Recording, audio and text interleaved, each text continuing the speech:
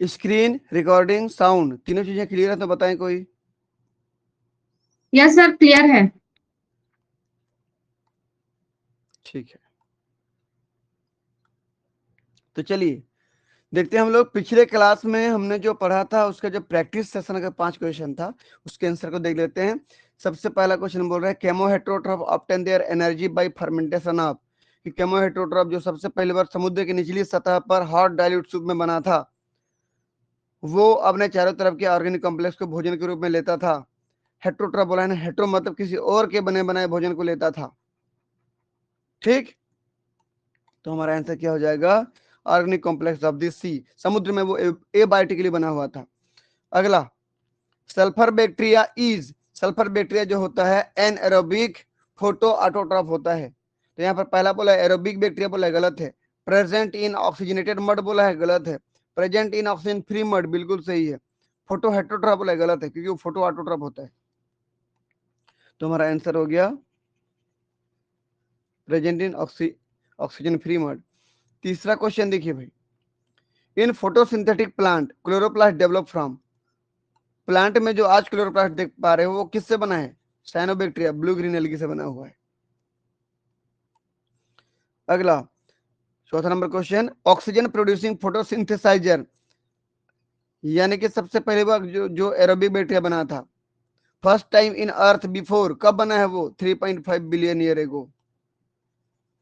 ये अगला क्वेश्चन हमारे पास है, free oxygen began accumulating in the earth atmosphere before, क्या बोल रहा है कि फ्री ऑक्सीजन कब से जमा होना शुरू हुए पृथ्वी पर, तो आज से लगभग 2-2.5 साल पहले से, 2-2.5 बिलियन साल पहले। ठीक, ये तो ये हो गए 5 क्वेश्चन के आंसर। तो आज के क्लास में क्या पढ़ेंगे हम देख लीजिए, ओरिजिन ऑफ लाइफ के, मॉडर्न हाइपोथेसिस के, चौथा नंबर पॉइंट पढ़ना हमको कोग्नोजेनी, जिसको क्या बोलते हैं, evolution of mechanism of perception expression and communication. देखिए, तो कोग्नोजेनी का मतलब क्या होता है कि ऑर्गेनिज्म तो बन गया, सेल तो बन गया, उसमें परसेप्शन आना चाहिए। परसेप्शन मतलब संवेदनाओं को ग्रहण करने की ताकत, एक्सप्रेशन मतलब कुछ रिस्पॉन्स देने की ताकत, और कम्युनिकेशन मतलब एक सेल दूसरे से को स्टिमुलेट करेगा, ये पावर उसमें आ जाए तो उसको मैं बोलूंगा कोग्नोजेनी।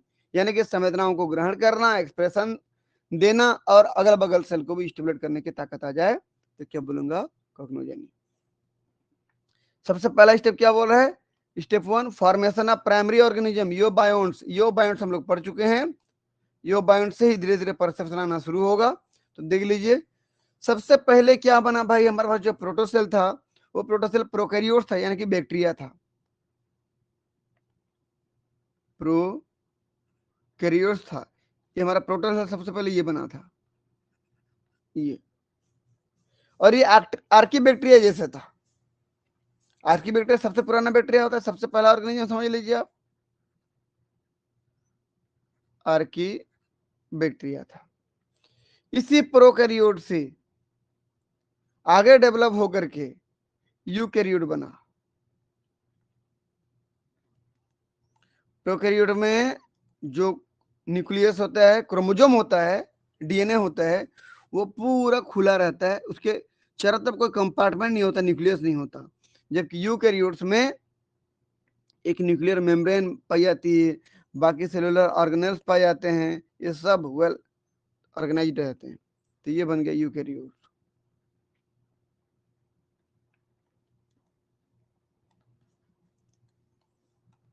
थोड़ा सा ये, ठीक। तो ये प्रोकैरियोट से यूकैरियोट बनने तक की सफर 2 तरीके से पूरा हुआ, ऐसा साइंटिस्ट मानते हैं।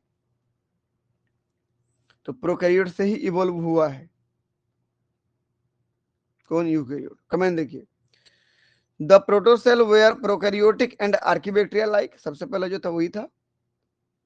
The eukaryote cell have evolve from the archaic prokaryotic cell, eukaryotic cell जो है प्रोकैरियोटिक सेल से डेवलप हुआ है, ऐसा मानते हैं।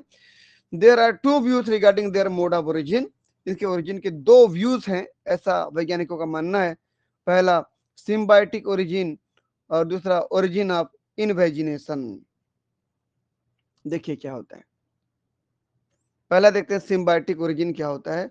ये अकॉर्डिंग टू लिन मार्गुलिस के अनुसार, ये बोस्टन यूनिवर्सिटी के प्रोफेसर थे, उनके अनुसार ये देखिए जो पढ़े थे हम लोग, सबसे पहले प्रिमिटिव प्रोकैरियोट बना था, ये प्रोकैरियोट बना था जो कि एनएरोबिक था। कैसा था जी, ये एनएरोबिक था, यानी कि बिना ऑक्सीजन का रेस्पिरेशन करता था। तो ये सब वही थे, समझ लिए सबसे पहले ये एनएरोबिक थे इतना। तो ये जो एनएरोबिक बैक्टीरिया बना था, प्रोकैरियोट्स बना था, ये धीरे धीरे करके डेवलप होता है। ध्यान से देखिएगा, थोड़ा समझने वाली बात यहाँ पर है। इसके 3 डोमेन बने, डोमेन बैक्टीरिया, डोमेन आर्किया और डोमेन यूकेरिया। ठीक, अब ये समझ लीजिए सबसे पहले जो बना होगा प्रोकैरियोट्स वो आर्की बैक्टीरिया था, समझ लीजिए ये आर्की बैक्टीरिया था। इसी से 3 प्रकार के स्ट्रक्चर बने, डोमेन बैक्टीरिया, डोमेन आर्किया और डोमेन यूकेरिया, ये मान के चलिए आप। फिर जब डोमेन यूकेरिया मतलब इससे यूकेरियोट बनने वाला आगे जाके, बाकी दोनों से प्रोकैरियोट ही रहेगा। तो यूकेरियोट बनने वाला है, इसलिए इस बैक्टीरिया को डोमेन यूकेरिया बोला। और इसके क्योंकि भाई प्रोकैरियोट्स होता है, बैक्टीरिया होते हैं, उसके अंदर जो डीएनए होते हैं सर्कुलर फॉर्म में होते हैं, न्यूक्लियोइड फॉर्म में होते हैं, और ये एनारोबिक था। अब धीरे धीरे इसमें प्रोकैरियोट्स के यूकैरियोट्स के कैरेक्टर डेवलप होने लगेंगे।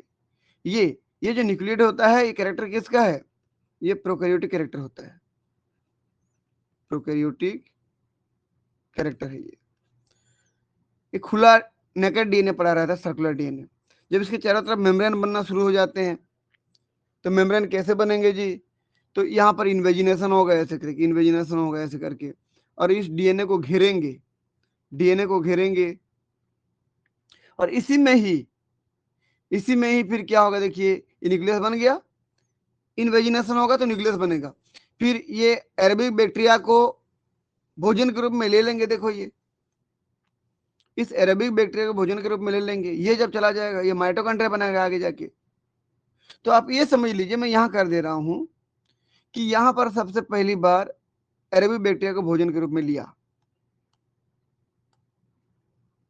ये, तो इसको मैं बोलूंगा प्रिमिटिव यूकैरियोट्स या first eukaryotic cell, first eukaryote. ठीक, तो इस फर्स्ट यूकैरियोट जो बना अभी, वो किससे बना, वो इससे बना, ये इससे बना, और ये खुद एनारोबिक था, ये पूरा एनारोबिक था ना, ऑक्सीजन का यूज नहीं कर पाते थे ना। ठीक, तो ये एनारोबिक था, तो मैं इसको लिख दे रहा हूं, देखिए ये एनारोबिक था, ANAE, ये एनारोबिक। और अभी जिसको ले रहा है न्यूट्रिशन के रूप में, भोजन के रूप में, वो बैक्टीरिया एरोबिक है। इस एनारोबिक ने एरोबिक को न्यूट्रिशन के रूप में लिया अंदर, लेकिन उसको डाइजेस्ट नहीं कर पाया, डाइजेस्ट नहीं कर पाया तो वो परमानेंटली रह गया। देखो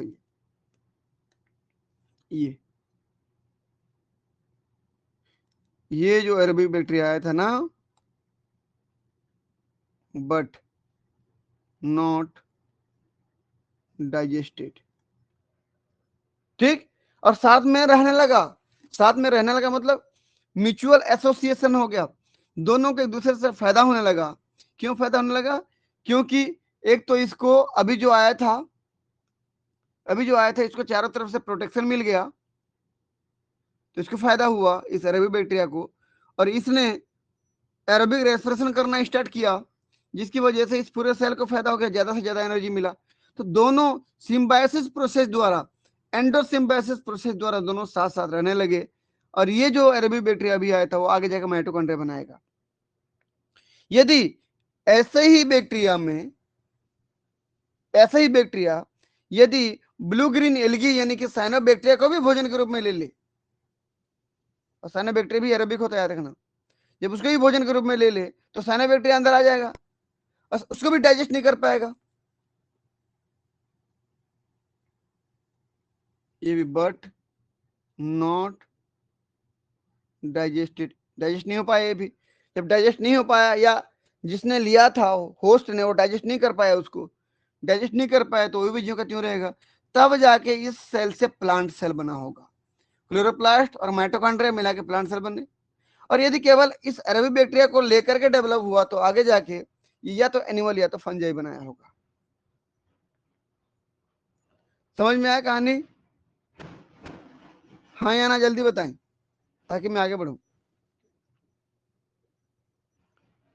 बाकी पूरा पढ़ चुके थे इसको हम लोग।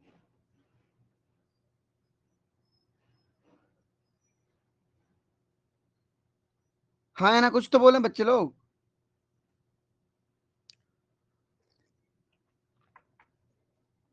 सुन पा रहे हो कि नहीं सुन पा रहे हो? साउंड तो आ रही ना?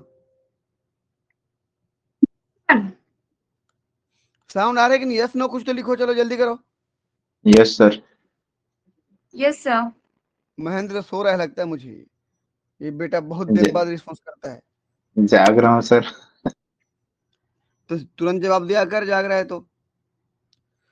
हाँ, तो यहां पर दो तरीके हुए ना यूकेरियोट्स बनने के।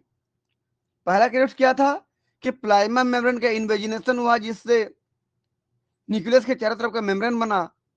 और दूसरा एरोबिक बैक्टीरिया को इस एनएरोबिक बैक्टीरिया ने भोजन के रूप में लिया। जब एरोबिक बैक्टीरिया को अंदर लिया तो उसको डाइजेस्ट नहीं कर पाया तो परमानेंटली वो रहने लगा, दोनों को फायदा होने लगा। तो सिम्बायोसिस हो गया, एंडोसिम्बायोसिस। एंडो मतलब अंदर आया, अंदर आने के बाद वो लोग बाहर वाला ये सेल और अंदर वाला जो भी है सेल दोनों साथ साथ जीवन व्यतीत करने लगे, तो उसको बोलते हैं एंडोसिम्बायोसिस। लिखा देखो, endosymbiosis incorporation of primitive mitochondrial like cell. ये शुरू में माइटोकॉन्ड्रिया बनाए, मतलब जो अरेबी बैक्टीरिया है तो माइटोकॉन्ड्रिया बनाएगा। अगर वो इस प्रकार के फोटोसिंथेटिक बैक्टीरिया यानी कि साइनोबैक्टीरिया यानी कि ब्लू ग्रीन एल्गो को ले ले तो माइटोकॉन्ड्रिया क्लोरोप्लास्ट दोनों बन जाएगा। ये माइटोकॉन्ड्रिया बनेगा, ये क्लोरोप्लास्ट बनेगा। चलिए यहां पर मैं लिख दूं माइटोकॉन्ड्रिया और इससे बन जाएगा क्लोरोप्लास्ट, और ये वाला केवल माइटोकॉन्ड्रिया। ठीक, तो यदि कोई एनएरोबिक बैक्टीरिया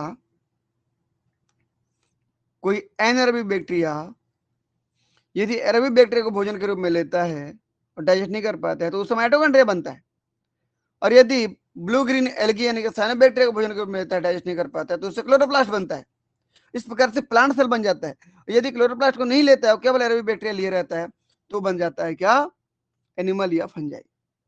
बाकी हम पढ़ चुके इधर मॉडर्न बैक्टीरिया, आर्की बैक्टीरिया, इधर से कोसर बैट से कैसे धीरे धीरे बने ये सब, ये हम बात कर चुके थे। स्मॉल न्यूक्लियोटाइड चेन जो स्वतंत्र रूप से केमोजेनी द्वारा बना हुआ था वो सब था, वो सब पढ़ चुके थे हम लोग। अब कमेंट पे आता हूं। According to Lynn Margulis of Boston University, some anaerobic predator, predator मतलब खाने वाले बैक्टीरिया की बात कर रहा है, anaerobic predator host cell engulfed primitive aerobic bacteria but did not digest them। तो एनएरोबिक प्रीडेटर ने किसको खाना शुरू किया? एरोबिक को, लेकिन डिड नॉट डाइजेस्ट देम बोल रहे, पचा नहीं पाया उसको। अगला कमेंट देखिए, the oxygen respiring bacteria established, जो ऑक्सीजन एरोबिक बैक्टीरिया था ना, तो ऑक्सीजन रेस्पायरिंग बैक्टीरिया था वो, इसको तो एरोबिक बैक्टीरिया बोल रहे हो, aerobic bacteria establish themselves permanently inside the host cell, जिसके अंदर खा लिया गया है, उसके अंदर उसको जो खाता है उसको होस्ट सेल बोलते हैं, उसके अंदर जाकर के परमानेंटली बोल रहा है डेवलप म्यूचुअल एसोसिएशन, हमेशा के लिए ऐसे उनके साथ संबंध बना लिया कि दोनों को फायदा होने लगा। दोनों को फायदा क्या होने लगा? होस्ट को क्या फायदा होने लगा भाई? ये होस्ट है, ये होस्ट समझ लीजिए, ये होस्ट है, होस्ट।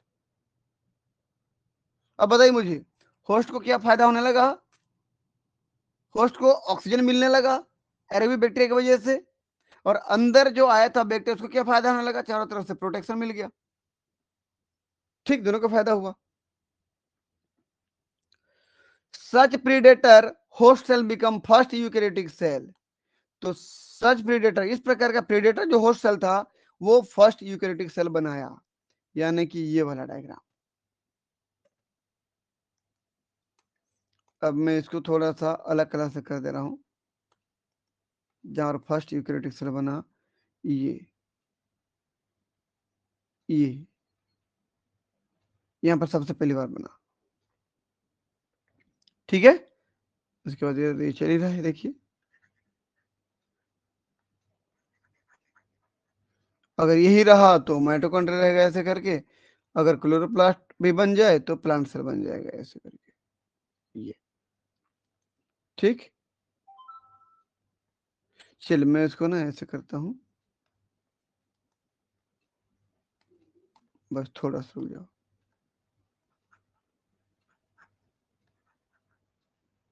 ये यहाँ पर एक क्लोरोप्लास्ट था। ठीक है, चलिए आगे देखते हैं। The predator that captured both aerobic bacteria as well as photosynthetic blue green algae algal cell या साइनोबैक्टीरिया।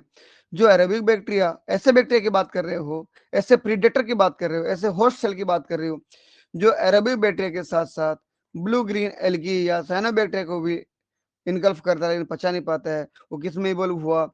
यूकैरियोटिक प्लांट सेल में। वो क्या बना लिया? Plant cell. प्लांट में तो क्लोरोप्लास्ट होता है ना जी, ये प्लांट सेल बना लिया। ठीक, अगला, the aerobic bacteria establish themselves as mitochondria and blue green algae chloroplast. क्या बोल रहे देखिए कि एरोबिक बैक्टीरिया क्या बना दिया? माइटोकॉन्ड्रिया, और ब्लू ग्रीन एल्गी क्या बना दिया? ब्लू ग्रीन एल्गी ने क्या बना दिया? क्लोरोप्लास्ट। ये समझ में आया?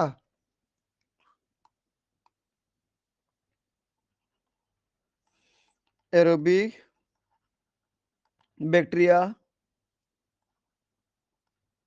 इवॉल्व हुआ किसमें? माइटोकॉन्ड्रिया में, जबकि साइनोबैक्टीरिया या जिसको ब्लू ग्रीन एल्गी बोलते हो आप, ये इवॉल्व हुआ क्लोरोप्लास्ट में। ये चलिए अगला देखिए, तो इन्वेजिनेशन का प्रोसेस क्या था सेकंड नंबर का? ये हमने एंडोसिम्बायोसिस पढ़ लिया, सिम्बायोटिक ओरिजिन लिखा था ना। इसमें दो प्रकार का सिम्बायोसिस हुआ, पहला एरोबिक बैक्टीरिया का, दूसरा साइनोबैक्टीरिया का। ये कहां चले गए भाई? एन एरोबिक बैक्टीरिया के या एन एरोबिक प्रीडेटर के अंदर। एन एरोबिक ऑर्गेनिज्म यानी कि प्रीडेटर सेल के अंदर। ठीक, जब एनारोबिक बैक्टीरिया आया था ये, और साइनोबैक्टीरिया आया था ये, और ये डाइजेस्ट नहीं हो पाए, तो ये आगे जाके क्या बनाएगा? माइटोकॉन्ड्रिया, और क्या बनाएगा? क्लोरोप्लास्ट। ये अब जब ये आ जाएंगे, ये हो जाएगा become aerobic, aerobic host cell. अब एरोबिक हो जाएगा क्योंकि माइटोकॉन्ड्रिया रेस्पिरेशन करना शुरू कर देगा। तो हमने पहले सबसे पहले पॉइंट पे क्या पढ़ा? सिम्बायोटिक ओरिजिन पढ़ा। यहाँ पर एंडोसिम्बायोसिस हो रहा है। एंडोसिम्बायोसिस क्यों बोल रहा हूँ? क्योंकि सेल उसके अंदर जाके रह रहे हैं। एंडोसिम्बायोसिस, ये प्लांट सेल बन रहा है। अगर केवल माइटोकॉन्ड्रिया आता तो या तो एनिमल सेल या तो फंजाई बनता। ठीक, चलिए अगला ओरिजिन ऑफ इन्वेजिनेशन की बात करते हैं। ये देखिए, ये मान लीजिए कोई एक एनारोबिक बैक्टीरिया था,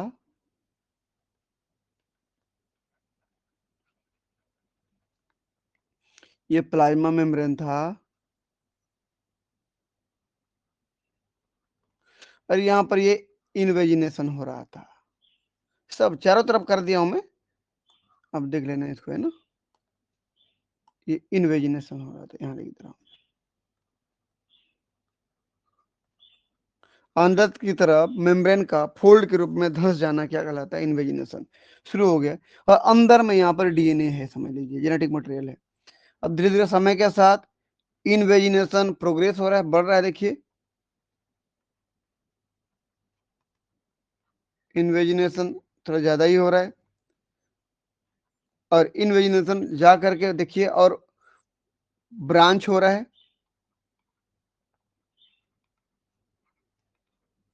और ब्रांच होते जा रहा है। देखिए और होते जा रहा है, इन्वेजिनेशन और होते जा रहा है। ये चारों तरफ से हो रहा है, ध्यान दे पा रहे हो ना आप लोग? देखिए ये अंदर की तरफ धंस रहा है, मेम्ब्रेन ऐसे होते जा रहा है। एक समय ऐसे आया कि वो न्यूक्लियस के करीब भी जा रहा है और बंडल के रूप में बढ़ भी रहा है। इसका मतलब इन्वेजिनेशन और हो रहा है। देखिए, और एक समय ऐसे आएगा कि जो ये इन्वेजिनेशन हो रहा था ना, ये इतना यहाँ से टूट जाएगा, यहाँ रिपेयर हो जाएगा, यहाँ से टूट जाएगा, रिपेयर हो जाएगा, टूट जाएगा, रिपेयर हो जाएगा, टूट के रिपेयर हो जाएगा। तो डायग्राम ऐसे बन जाएगा, अंदर कुछ ब्रांचेस दिखेंगे। इस प्रकार से यहाँ पर क्या बन जाएगा? देखिए तो ये न्यूक्लियर मेम्ब्रेन बन गया, न्यूक्लियर मेम्ब्रेन। ये डबल लेयर होता है ये, ठीक। और ये चारों तरफ जो बना, ये सब ये जो बना चारों तरफ जो बना, that is endoplasmic reticulum, endoplasmic reticulum यानी कि ER। और एंडोप्लाज्मिक रेटिकुलम दो प्रकार से हो सकते हैं, ठीक। या तो रफ एंडोप्लाज्मिक रेटिकुलम या तो स्मूथ। यदि इस एंडोप्लाज्मिक रेटिकुलम के ऊपर में राइबोसोम जुड़े हैं तो रफ हो जाएगा, नहीं तो स्मूथ। तो इसी के डायग्राम को थोड़ा बड़ा करके दिखाया गया। देखिए देखिएगा, ये न्यूक्लियस है बीच में, और देखिए यहाँ पर क्या बन गया, ये ब्रांच ब्रांच दिख रहे हैं ना, ये राइबोसोम है तो ये रफ एंडोप्लाज्मिक रेटिकुलम हो गया, न्यूक्लियर मेम्ब्रेन डबल लेयर हो गया, और इधर फिर देखिए स्ट्रक्चर बन गया ऐसे, इस प्रकार का स्ट्रक्चर ये बन गया, समझ लीजिए आप।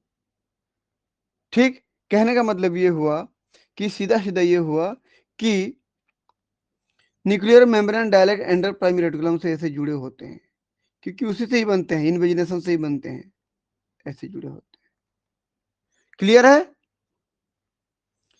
तो ये प्रोसेस ऑफ इन्वेजिनेशन था, प्रोसेस ऑफ इन्वेजिनेशन। और यहां पर लिख दो nuclear membrane and ER formation. Clear है कि नहीं बताओ? समझ में आया जी?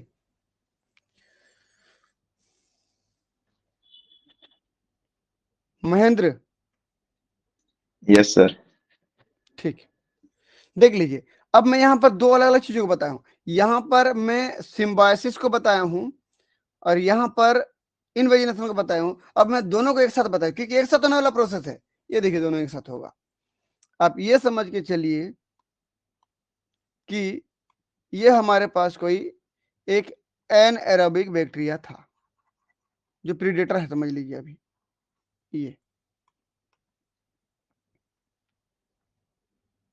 ये एनएरोबिक बैक्टीरिया था जो प्रीडेटर सेल है। अभी क्या करेगा ये एरोबिक बैक्टीरिया, यानी कि किसको? ये एरोबिक बैक्टीरिया को भोजन के रूप में वो निगल लेगा। ये जब निगल लिया और डाइजेस्ट नहीं कर पाएगा, डाइजेस्ट नहीं कर पाएगा तो वो ज्यों का त्यों रह जाएंगे। देखो ये भाई 2 3 4 5 जितना भी गया था वो सब बना दिया हूं मैं। दूसरा चीज, साथ साथ इसके साथ इन्वेजिनेशन भी तो हो रहा है। देखो ये मेम्ब्रेन धस रहे हैं, अंदर जेनेटिक मटेरियल है भाई।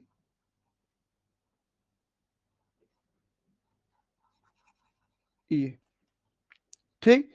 तो ये जो अभी आया था सिम्बायोटिक बैक्टीरिया, देख सकते हैं सिम्बायोटिक बैक्टीरिया, ये आगे जाके क्या बनाएगा? फ्यूचर माइटोकॉन्ड्रिया है, क्योंकि वो एरोबिक बैक्टीरिया था। ठीक, और देखिए ये सब तरफ से multiple invagination of cell membrane, cell membrane में बहुत सारा इन्वेजिनेशन भी होना शुरू हो गया है। ठीक, अब क्या बोल रहा है कि proto eukaryotic compound organism, eukaryotic cell के पहले की स्टेज है ये, यूकैरियोटिक सेल बनने के पहले, बनने जा रहा भी है ना। तो अब उसके कुछ समय बाद क्या देखिए तो इन्वेजिनेशन थोड़ा ज्यादा हो जाएगा अंदर की तरफ, देख लो ये सब साइटोप्लाज्म बना रहा हूं मैं अभी। इन्वेजिनेशन चारों तरफ से हो रहा है, न्यूक्लियस को घेर लेंगे चारों तरफ से, देखिए। और ये जो अभी जो दिखा रहा हूँ ये रेड कलर में, ये सब माइटोकॉन्ड्रिया की संख्या भी बढ़ती जाती है, ये देखिए।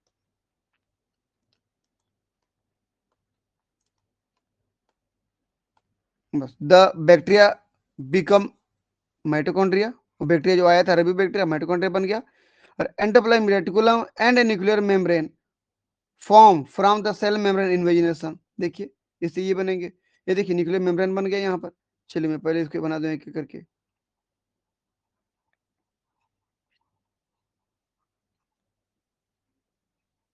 बस थोड़ा सा वेट कर लें।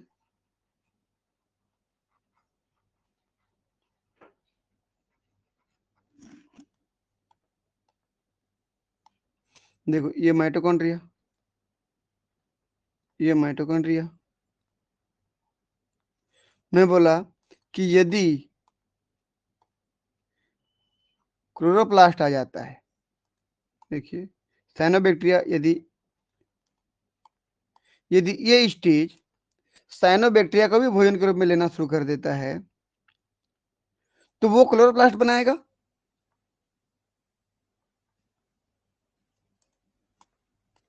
ये देखिए ये, तो माइटोकॉन्ड्रिया और क्लोरोप्लास्ट दोनों बन गया, तो उसको मैं क्या बोलूंगा, यूकैरियोटिक प्लांट सेल। और ये केवल माइटोकॉन्ड्रिया को लिया हुआ है, रवि बैक्टीरिया को लिया हुआ है, माइटोकॉन्ड्रिया बना हुआ है केवल, तो यूकैरियोटिक एनिमल सेल फंजाई या कुछ प्रोटिस्ट को बनाएगा ये। समझ में आया? यहाँ दोनों चीजों को एक साथ दिखाया गया है। इधर न्यूक्लियस से समझ लीजिए आप, ये तो यहाँ पर न्यूक्लियर मेम्ब्रेन भी बन गया, और ये एंडोप्लाज्मिक रेटिकुलम बन गया, ऐसे इधर भी बना हुआ है न्यूक्लियर मेम्ब्रेन, और ये एंडोप्लाज्मिक रेटिकुलम। ये मामला समझ में आया जी?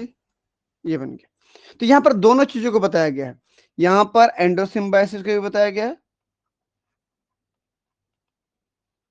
और यहाँ पर इनवेजिनेशन को भी बताया गया है। और इस प्रकार से किसी प्रोकैरियोट से, बैक्टीरिया मतलब प्रोकैरियोट था, प्रोकैरियोट से यूकैरियोट्स बना है, ऐसा बताया गया है। ये कौन से दो प्रोसेस से बना है?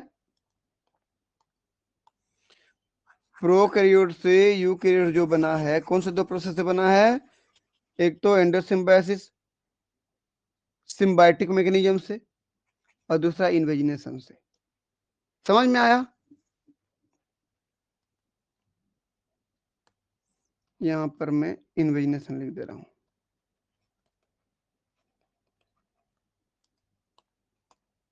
चलिए ये हो गया, अब इसी से बना है भाई,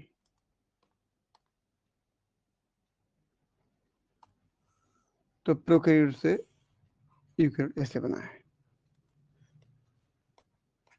चलिए समझ में आया तक विरास करके जरूर भेजें जल्दी।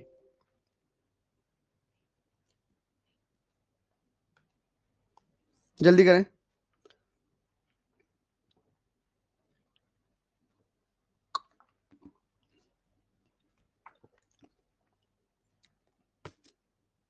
ठीक, आगे बढ़ते हैं।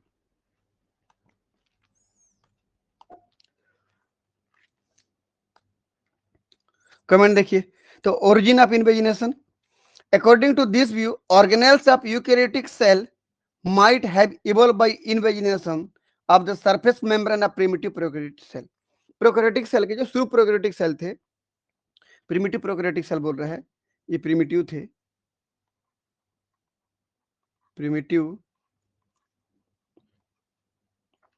प्रोकैरियोटिक सेल से क्या बना है हमारा यूकैरियोटिक सेल, तो कैसे करके बना है, मेम्ब्रेन के इन्वेजिनेशन से बना है।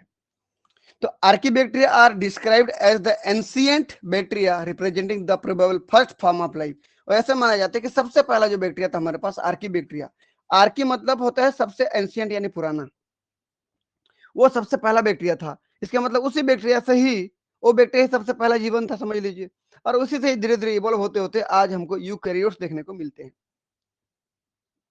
तो हम यहाँ कह सकते हैं ये लोग, ये भाई क्या कह सकते हैं, इसको आर्कीबैक्टीरिया कह सकते हैं, आर्कीबैक्टीरिया। ठीक, चलिए, they still continue to live in condition which have prevailed on primitive अर्थ।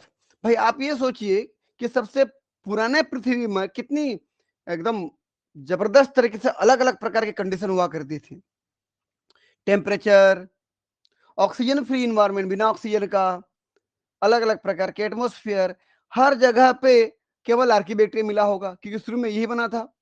तो शुरू के पृथ्वी के उस कंडीशन में, उस क्या बोलना चाहिए, अनफेवरेबल कंडीशन में आर्कीबैक्टीरिया जीवित था, मतलब बहुत सहनशीलता है इसमें, ये बहुत विपरीत परिस्थिति में भी अपने आप को सर्वाइव करवा लेता है। ठीक, इसीलिए दीज इंक्लूड 3 ग्रुप्स, इसलिए आर्कीबैक्टीरिया को 3 ग्रुप में बांटा गया है। क्या क्या, सबसे पहला मेथेनोजन बैक्टीरिया, दूसरा हेलोफाइल्स बैक्टीरिया, और तीसरा थर्मोएसिडोफिल बैक्टीरिया। तीन प्रकार के बैक्टीरिया बांटा गया है। तो सबसे पहले देखते हैं मेथेनोजन बैक्टीरिया। मेथेनोजन बैक्टीरिया कहने का मतलब सीधा सीधा ये है कि ये ज्यादातर मिलेगा कहाँ, ये बैक्टीरिया, कि जितना हमारे मवेशियां हैं, कैटल्स हैं, गाय बैल भेड़ बकरी भैंस, ये जो है ना, जो जुगाली करने वाले जानवर बोलते हो ना, जिसको, किसको बोलते हैं जुगाली करने वाले जानवर, कि जो भोजन को अपने स्टमक में भर लेते हैं, घास के मैदान में जाते हैं चरने के लिए, पूरा स्टमक को भर लेते हैं, और फिर जब वापस अपने घर आते हैं और वहां पर बैठे रहते हैं, स्टमक से फिर मुंह में निकाल करके चबाते रहते हैं, चबाते रहते हैं, चबाते रहते हैं। ठीक, उनको बोलते हैं जुगाली करने वाले जानवर। तो उनके स्टमक में ये मेथेनोजन बैक्टीरिया पाए जाते हैं।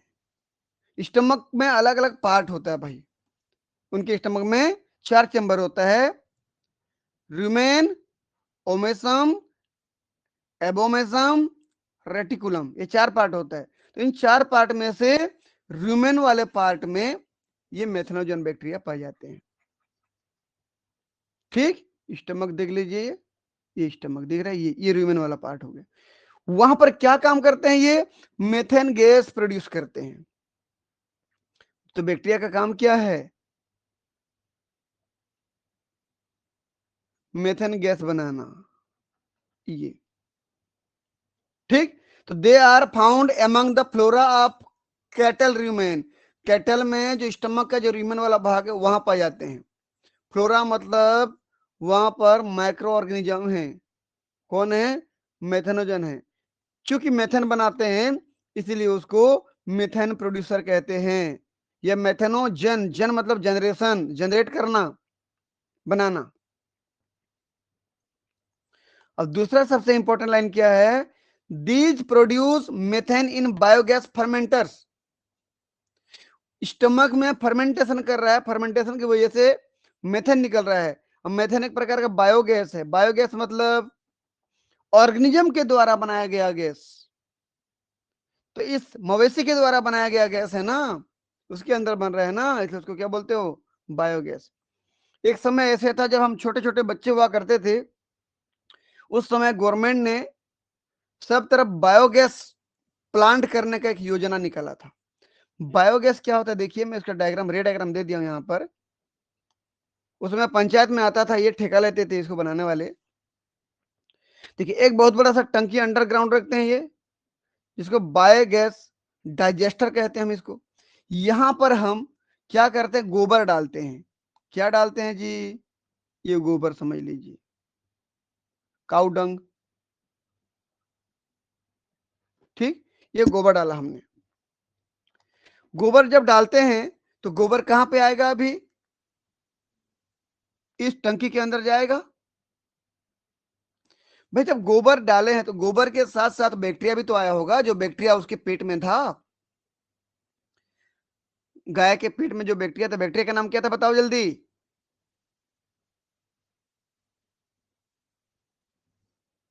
जल्दी बोलो, बैक्टीरिया का नाम क्या था, मेथेनोजन। मेथेनोजन। तो गोबर के साथ मेथेनोजन भी तो आया होगा ना, तो बैक्टीरिया भी यहां पर गया। अब यहां पर देखिए बैक्टीरिया और गोबर सब है यहां पर। तो उस गोबर का क्या करेगा, फर्मेंटेशन। जब फर्मेंटेशन करेगा वहां से क्या निकलेगा, गैस बनेगा। ये देखिए अलग तरह से करने में, चलिए ये गैस, और गैस कौन सा गैस, मेथन गैस। ये मेथन गैस बना, और वहां से ऊपर से एक नली निकाल के, पाइप निकाल करके एक दूसरे होल्डर, गैस होल्डर रहता है, वहां पर उस गैस होल्डर में पानी भरा होता है, उस पाइप को उस गैस होल्डर के पाइप में जोड़ देते हैं। देखिए ऐसे यहां से गैस जा रहा है, मेथन गैस, और मेथन गैस आग लगा देता है, याद रखना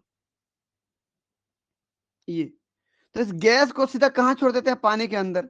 अब पानी के अंदर बुलबुले से यहां से निकलेगा ऐसे गैस, और फिर एक यहां से पाइप से जोड़ करके हम उस जगह पे ले जाएंगे जहां पर हमको इसको यूज करना है। जैसे खाना बनाना है तो खाना बनाने के लिए जो हमारा गैस का जो चूल्हा होता है वहां ले जाओ। यहां पर जैसे मान लीजिए गैस का चूल्हा है, ये समझ लीजिए, ये देख लीजिए, तो इस चूल्हा में हमने जोड़ दिया। आप यहाँ पर ये आग जलेगा, देखो ऐसे करके यहाँ पर आग लगाओगे तो ये आग जल रहा है, देखिए ये आग जल रहा है, समझ में आया। तो ये आग लगते लगते ऐसे पूरा नहीं जल जाएगा, ये आग यहाँ लगते लगते ऐसे अगर क्या नहीं जलेगा, क्योंकि यहाँ पर पानी है और ये गैस डायरेक्ट बाहर नहीं जा रहा है, सीधा पानी से होते हुए जा रहा है। अगर डायरेक्ट देते तो ये पूरा ब्लास्ट हो जाता है, ये आग सीधा इसको पकड़ लेता है, ऐसे करके आता और पूरा इस टंकी को उड़ा देता। इसलिए देखिए दिमाग तो देखिए कि इस गैस को पहले पानी के अंदर छोड़ा जा रहा है, फिर बुलबुले के रूप में निकल रहा है, फिर यहाँ से गैस आगे बढ़ रहा है। तो अगर गैस आग लगेगा तो यहाँ तक लगेगा, इसके बाद नहीं जाएगा वहां पे, क्योंकि यहाँ पानी है। पानी में डायरेक्ट आग लगते हुए अंदर से थोड़ी जाएगा ऐसे, समझ रहे हो ना। और ये जो दिया गया है इधर, ये एम्प्टिंग चेंबर था। यहाँ पर जब जब आप इधर से गोबर डाल डाल के एक समय ऐसा गोबर पूरा भर जाएगा ना यहाँ पर, तो यहां से हम क्या करते हैं, गोबर को खाली करते हैं। भरे हुए गोबर को क्या कर देते हैं, यहां से हम निकालते हैं, इसको बाहर फेंकते हैं, ताकि खाली होगा तो नया गोबर फिर डालेंगे उधर। और इस गोबर गैस का प्लान में क्या होता है, आप बिजली जला सकते हो, बिजली मतलब एक लालटेन जैसा जला सकते हो, आप गैस चूल्हा जला सकते हो, ठीक है। ये तो इसको क्या बोलूंगा मैं, मेथेनोजन बैक्टीरिया। तो एक प्रकार का आर्की बैक्टीरिया समझ लीजिए आप। दूसरा आर्की बैक्टीरिया क्या है, अब ये देखिए, ये जो मेथेन गैस है, आप एक चीज बताइए, हमारा जो ग्लोबल वार्मिंग बढ़ रहा है, हमारा जो एटमॉस्फेयर का टेम्परेचर है बढ़ रहा है, वो उसमें से एक कारण मेथेन गैस भी है। और मेथेन गैस कहां से आ रहा है, या तो वो जो कैटल्स हैं, मवेशियां हैं, वो ढकार मार रहे हैं, ढकार मारते समय मेथेन गैस निकलेगा, या वो अपने एनएस के द्वारा जब उसको ज्यादा गैस हो जाएगा तो अपने एनएस के द्वारा जब छोड़ देगा तो भी एटमॉस्फेयर में जाएगा मेथेन गैस। समझ में आया। तो एटमॉस्फेयर में ग्लोबल वार्मिंग का कारण भी कौन है, मेथेन गैस। देख लीजिए, ग्रीन हाउस गैसेस बोलते हैं इसको आप। तो ग्लोबल वार्मिंग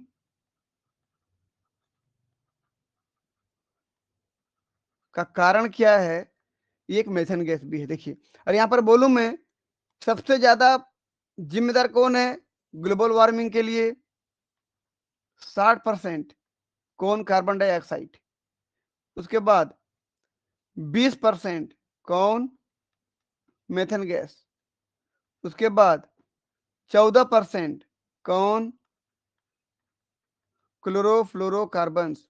उसके बाद 6%। कौन? नाइट्रोजन के ऑक्साइड। ये सीक्वेंस याद कर लेना। तो अभी जो हम पढ़ रहे थे मेथेन गैस, ये कहां से आता है बोलने पर मेथेनोजन बैक्टीरिया इसको बनाते हैं।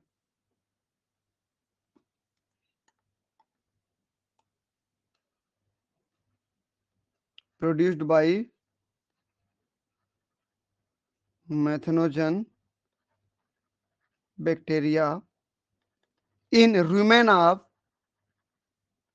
केटल्स। ठीक, समझ में आया कि नहीं? मवेशियां, गाय, बैल, भेड़, बकरियों के स्टमक में बनता है ये, और या तो ढकार के रूप में निकलते हैं या तो एनस के द्वारा गैस के रूप में निकाल देते हैं। चलिए अगला, हेलोफाइल्स बैक्टीरिया। हेलो मतलब होता है साल्ट, फिल मतलब होता है पसंद करना, लव करना। तो साल्ट लविंग बैक्टीरिया ये नमक एरिया में ज्यादा पाए जाते हैं। आप खुद सोचिए कैसे कैसे एडवर्स कंडीशन में मिल रहे हैं लोग, कैसे कैसे विपरीत परिस्थिति में मिल रहे हैं। बहुत ज्यादा नमक वाले एरिया में मिल जाते हैं। This can utilize light energy. भाई ये क्या लेता है? Light, sunlight. ठीक, बाय प्रोड्यूसिंग एटीपी। और क्या करता है ये? एटीपी बनाता है।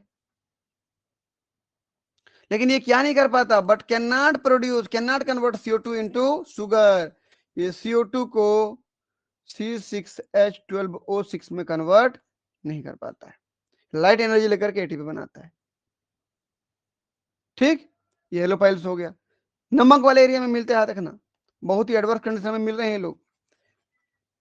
एक तो मवेशियों के आहार नाल में मिल रहा है, और दूसरा जहां नमक ज्यादा होता है वहां मिल रहा है। तीसरा थर्मो एसिडोफिल्स। थर्मो मतलब टेम्परेचर, एसिडो मतलब एसिड, फिल मतलब पसंद करना, लव करना। तो टेम्परेचर और एसिड को जो पसंद करता है वैसे बैक्टीरिया, मतलब टेम्परेचर जहां पर ज्यादा है और एसिड की मात्रा जहां पर ज्यादा है, हाई एसिडिक एरिया में भी ये लोग मिलते हैं, और टेम्परेचर जहां पर ज्यादा है वहां भी मिलते हैं। देखिए, these occurs in hot sulphur spring. बहुत गर्म वाले एरिया में जहां पर सल्फर की मात्रा ज्यादा है वहां मिलते हैं। क्यों ऐसे मिलते हैं? ये वो सल्फर बैक्टीरिया नहीं है, सल्फर बैक्टीरिया एनारोबिक कंडीशन में मिलता है, और ये एरोबिक कंडीशन में मिलता है। अंतर है दोनों में। सल्फर बैक्टीरिया नहीं है, बिल्कुल नहीं है। सल्फर बैक्टीरिया वो एनारोबिक फोटोऑटोट्रॉफ था, ये एरोबिक बैक्टीरिया है। तो देखिए, at the temperature around 80 degree Celsius, 80 degree तापमान पे आप रह पाओगे क्या? हम 45 से 50 डिग्री सेल्सियस तापमान आती है, हमारा जी मिचलाने लगता है, ऐसा लगता है अभी मर जाएंगे। ये 80 डिग्री सेल्सियस पे रह रहा है, सोचिए, हम तो जल जाते पूरा, उतने पे रह रहा है। तो कितनी एडवर्स कंडीशन में, कितनी विपरीत परिस्थिति में ये रह रहा है। देखिए, अंडर एरोबिक कंडीशन, जब उसको ऑक्सीजन मिलता है, this oxidize sulphur to sulphuric acid. तो जैसे ही, क्योंकि ये सल्फर स्प्रिंग में रहता है जहां पर सल्फर की मात्रा ज्यादा है, तो उस सल्फर को क्या करता है ये H2SO4 सल्फ्यूरिक एसिड में बदल देता है। इसका मतलब ये जहां पे रहता है वहां पर एसिड की मात्रा भी ज्यादा मिलेगी। ये सल्फ्यूरिक एसिड है। ये ठीक, तो ये बैक्टीरिया देखिए, एक तो मेथन गैस बना रहा है, कैटल्स के आहार नाल में है, दूसरा ज्यादा नमक वाले एरिया में है, और तीसरा high temperature high acidic area में है। कितने खतरनाक हैं लोग। तो यहां पर क्या कर रहा है? सल्फर में यदि ऑक्सीजन मिला दो, आप ऑक्सीजन मिला दो तो ऑक्सीडेशन हो जाएगा सल्फर का। ऑक्सीडेशन हुआ तब सल्फ्यूरिक एसिड बनेगा। तो एरोबिक कंडीशन में हुआ ये एरोबिक हो गया। नोट की अगर बात करूं कि the archaebacteria are said to be the oldest of the living fossils. Living fossils क्यों बोला गया? कि लिविंग फॉसिल उसको बोलते हैं कि जो जब से बना है तब से लेकर के अब तक वैसा ही है, उसके शरीर में किसी प्रकार का कोई चेंजेस या कोई बदलाव नहीं हुआ है। तो जैसा बना था शुरू में वैसा अभी भी है, तो दैट इज लिविंग फॉसिल। जीवित जीवाश्म कहते हैं इसको हम लोग। तो आर्कीबैक्टीरिया एक प्रकार का हमारा क्या है? जीवित जीवाश्म है। that had separated from the main moneran lines। ये आर्कीबैक्टीरिया मोनेरा से थोड़ा सा अलग हो जाता है। मोनेरा मतलब बैक्टीरियल इवोल्यूशन, मोनेरा मतलब मोनेरा में बैक्टीरिया आते हैं, लेकिन मोनेरा से थोड़ा सा अलग हो जाता है। लॉन्ग एगो, बहुत समय पहले मोनेरा से थोड़ा सा अलग हो गया आर्कीबैक्टीरिया। मैं थोड़ा सा आपको 5 किंगडम दिखा रहा हूं, देखिए ये। हालांकि अभी हमने मोनेरा को यहां पर दिखा हुआ है। मोनेरा पहला किंगडम था, फिर प्रोटिस्टा बना, फिर प्लांटी बना, फिर फंजाई बना, फिर एनिमेलिया बना। ये अब मोनेरा में कौन कौन आते हैं ध्यान से देखिएगा। सारे बैक्टीरिया, आर्कीबैक्टीरिया अलग से अब अलग कर दिया गया इसको, ठीक। फिर ब्लू ग्रीन एल्गी, जो साइनोबैक्टीरिया बोलते हो आप। फिर एमएलओएस यानी कि माइकोप्लाज्मा लाइक ऑर्गेनिजम्स, ठीक। इसके बाद देखिए, तो यानी कि मोनेरा में सारे बैक्टीरिया आते हैं। यह हमने अभी बात किया 5 किंगडम की। अगर आपको पता होगा तो 6 किंगडम भी आ चुका है, पता है कि नहीं? 6 किंगडम जान रहे हो कि नहीं? 5 किंगडम को आर एच विटेकर साहब ने दिया था ना, ये 5 किंगडम था।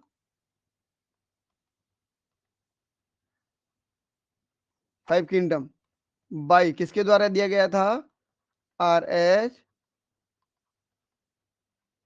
विटेकर के द्वारा 1969 के आसपास दिया गया था। ये 5 किंगडम था, ठीक। तो पहले देख लेते हैं। तो मोनेरा में सब बैक्टीरिया आते हैं, बैक्टीरिया, आर्कीबैक्टीरिया, साइनोबैक्टीरिया यानी कि ब्लू ग्रीन एल्गी और माइकोप्लाज्मा लाइक ऑर्गेनिज्म सब आते हैं। और ये सब प्रोकैरियोट्स से, बैक्टीरिया बोल रहे ही समझ लेना प्रोकैरियोट्स से। तो यहां से लेकर यहां तक प्रोकैरियोट्स हैं, इतना प्रोकैरियोट्स था। उसके ऊपर जितना आएंगे यूकैरियोट्स बनेंगे। तो इन सभी यूकैरियोट्स को कहां रखा गया? प्रोटिस्टा में। ये सब यूनिसेलुलर यूकैरियोट्स। एक कोशिकी यूकैरियोटिक कोशिका को प्रोटिस्टा में रखा गया। जैसे प्रोटोजोआ, याद रखना प्रोटोजोआ एनिमिलिया में नहीं आता, सारे कैरेक्टर प्रोटिस्टा के रखता है वो। फिर अगला एल्गी, डायनोफ्लैजिलेट्स, क्राइसोफाइट्स में डेस्मिड और डायटम्स, स्लाइम मोल्ड, ऊमाइसिटीज, ये सब इसमें आ रहे हैं। यूकैरियोट तो बन गए, यहां से ऊपर में यूकैरियोट थे सब, ये सब यूकैरियोट थे। यूकैरियोट में यूनिसेलुलर को प्रोटिस्टा में रखा गया और इसके मल्टीसेलुलर को प्लांटी में, फंजाई में, एनिमिलिया में बांट दिया गया। तो प्लांटी में एल्गी, ब्रायोफाइटा, टेरिडोफाइटा, स्पर्मेटोफाइटा, बाकी फंजाई, बाकी एनिमिलिया। तो इस 5 किंगडम में 5 किंगडम के बीच में रिलेशनशिप को बताया गया, फाइलोजेनेटिक रिलेशनशिप, कौन किससे कैसे बना। तो मोनेरा से प्रोटिस्टा बना, फिर प्रोटिस्टा से प्लांटी भी बना, फिर प्रोटिस्टा से फंजाई बना, प्रोटिस्टा से एनिमिलिया बना। यहाँ पर एक चीज ध्यान रखने वाली बात यह है कि एल्गी देखिए 3 अलग अलग किंगडम में रखा गया, अलग अलग प्रकार की एल्गी हैं, 3 अलग अलग किंगडम में रखा गया है। कुछ एल्गी को जैसे साइनोबैक्टीरिया को मोनेरा में रखा गया, कुछ एल्गी को जैसे डायनोफ्लैजिलेट्स को प्रोटिस्टा में रखा गया, कुछ एल्गी को प्लांटी में रखा गया। तो एल्गी का कोई एक जगह नहीं है 5 किंगडम में, 3 जगह पे रखते हैं। और दूसरा, प्रोटोजोआ को हम जरूर जूलॉजी वाले पढ़ते हैं, एनिमल के पहला फाइलम में पढ़ते हैं, लेकिन 5 किंगडम में वो प्रोटिस्टा में है। पढ़ते ये लोग हैं, लेकिन रखा गया है कौन से किंगडम में? प्रोटिस्टा में। फंजाई को जरूर प्लांट वाले पढ़ते हैं, लेकिन फंजाई का ज्यादा कैरेक्टर एनिमल के साथ मैच करता है। ये सब सब्जेक्ट इधर उधर हो गया है, समझ में आया? तो 3 चीजें क्या याद रखना है इसमें कि 5 किंगडम में एल्गी का कोई एक निश्चित जगह नहीं है, मोनेरा में भी, प्रोटिस्टा में भी, प्लांटी में भी आता है। प्रोटोजोआ पढ़ते हैं जूलॉजी वाले, लेकिन आता है प्रोटिस्टा में, एनिमेलिया किंगडम में नहीं आता है वो। फंजाई को पढ़ते हैं प्लांटी वाले, बॉटनी वाले, लेकिन ज्यादा कैरेक्टर एनिमेलिया का रखा हुआ है वो, इसलिए एनिमेलिया के करीब रहता है वो। देखिए जो ब्रांच हुआ है यहाँ पर, ठीक है ना? समझ में आया कि नहीं? अगर मैं 6 किंगडम की बात करूं, एक पेज ले लेता हूं, चलिए। अगर मैं 6 किंगडम की बात करूं, इसको दिया था कार्ल वूज नाम के साइंटिस्ट ने।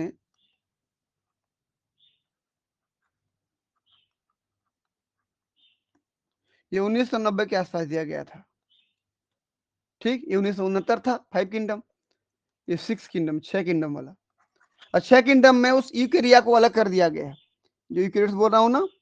तो कैसे किया गया देखिए, मोस्ट एंशियंट एंसेस्टर,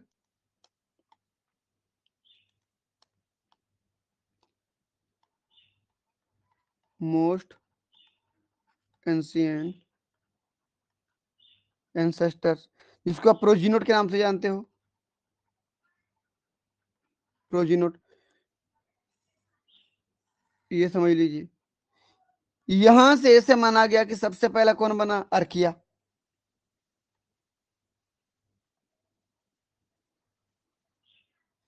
आर्किया बना, लेकिन आर्किया बनते मत इसी बीच में बैक्टीरिया अलग हो गए बोल रहा है,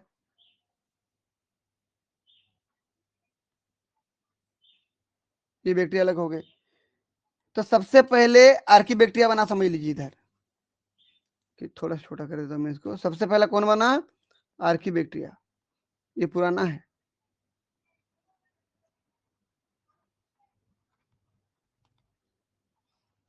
आर्की बैक्टीरिया सबसे पहला बना,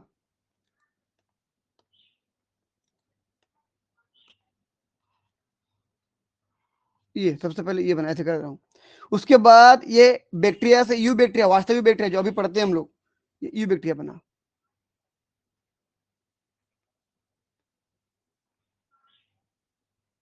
सेकंड नंबर पे ये बना, ऐसा माना जाता है, पहला आर्की बैक्टीरिया, दूसरा यू बैक्टीरिया। और तीसरा पे क्या बना, देखिए तो ये यहां से अलग हुआ था बैक्टीरिया ना। अगला तीसरा से यूकेरिया बना था। अगर आपको याद हो 3 डोमेन थे ना, ये यूकेरिया था, यूकेरिया था ये। इस यूकेरिया में बना प्रोटिस्टा, ये तीसरे नंबर पे बना। तो कुछ प्रोटिस्टा फिर बदल गए प्लांटी में,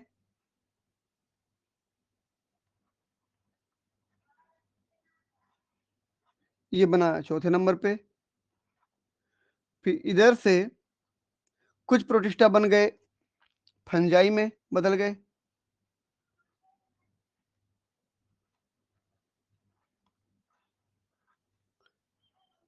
पांचवा नंबर पे हो जाएगा ये, गलती से छठवां नंबर हो गया, रुकिए।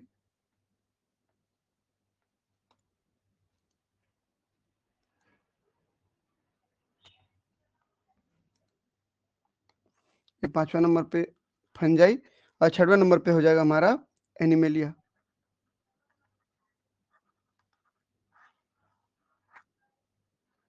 ये तो जो सबसे पहले मोस्ट प्रिमिटिव था, वहां से देखते जाओ तो आपको 6 किंगडम मिलेंगे। मोस्ट प्रिमिटिव जो एंसेस्टर था, ऑर्गेनिज्म था, वहां से सबसे पहला जो बना आर्की बैक्टीरिया बना, उसके बाद बना यू बैक्टीरिया बना, वास्तविक बैक्टीरिया, उसके बाद बना एक हमारा प्रोटिस्टा, 3 हो गए। फिर प्लांटी, फंजाई और एनिमेलिया, 6 क्या हो गए भाई, ये 6 के 6 किंगडम हो गए। इधर